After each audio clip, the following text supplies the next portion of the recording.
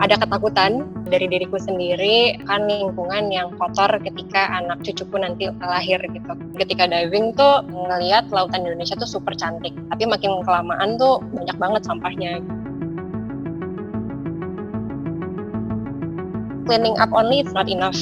Jadi kita harus butuh solusi yang konkret kayak gitu. Dan aku rasa Indonesia tuh masih jauh untuk bisa bilang bahwa kita ready untuk bikin lautan kita tuh bersih.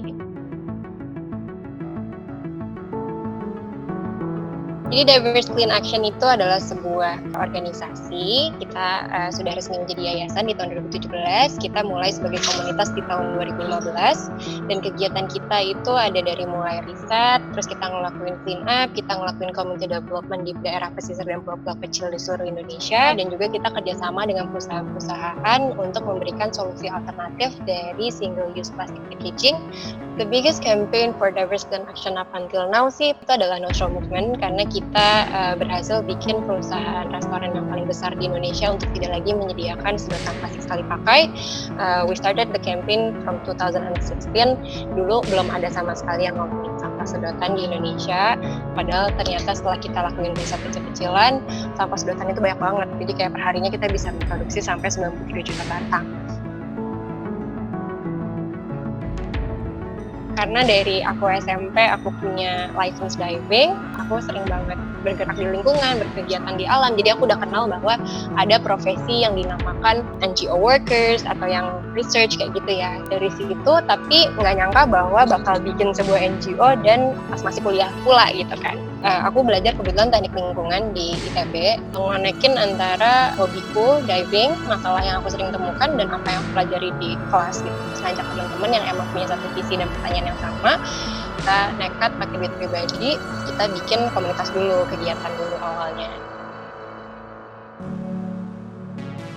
Satu, ketika aku bisa buktiin orang-orang yang judge dulunya kayak, nih kayaknya anget-angetan doang ya bikin kegiatan, bikin komunitas. Tapi makin kesini kan kita bisa membuktikan perubahan-perubahan apa yang sudah bisa kita kasih lihat gitu, dampak-dampaknya secara nyata, baik pengurangan sampah dari segi nasional atau pengelolaan sampah yang berhasil kita lakukan di daerah kepulauan. Terus yang kedua, melihat volunteer-volunteer kita yang bahkan aku nggak pernah ketemu dia ada di ujung negara Indonesia, yang bahkan datang ke Indonesia aja tuh harus 4 hari gitu ya. Mereka tuh bisa tahu Diverse Clean Action dan bisa percaya dengan visi misi kita, dan bahkan with all of their hearts dia buat sesuatu tanpa kita bantu dengan maksimal, dan ternyata dampak yang mereka laksanakan itu bisa resonate atau menular di kotanya sendiri. Dan yang terakhir mungkin karena kita mulai dengan program No Straw Movement, sesimpel ngelihat masuk ke restoran udah nggak ada lagi anak-anak kecil yang pakai sedotan jadi pedang-pedangan.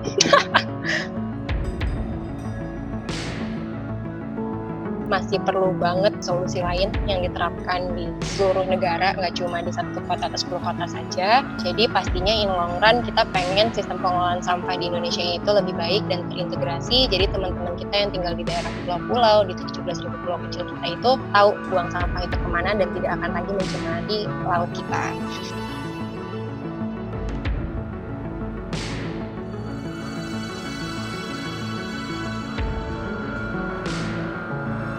Aku sangat terinspirasi sama ibuku karena beliau itu menurutku sosok Kartini modern.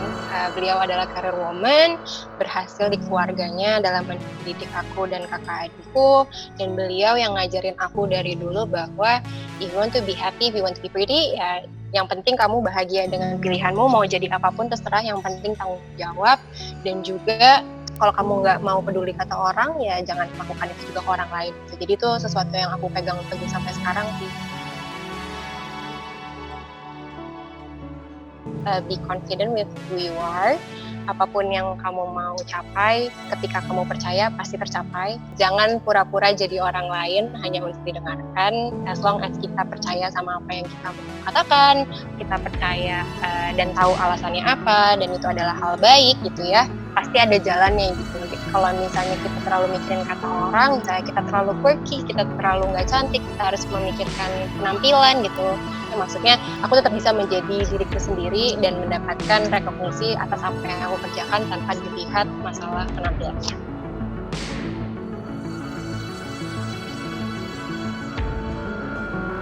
I know what I like and I don't judge other people, and aku juga nggak peduli kata orang, jadi I am what I am sampai sekarang fokus di masalah lingkungan.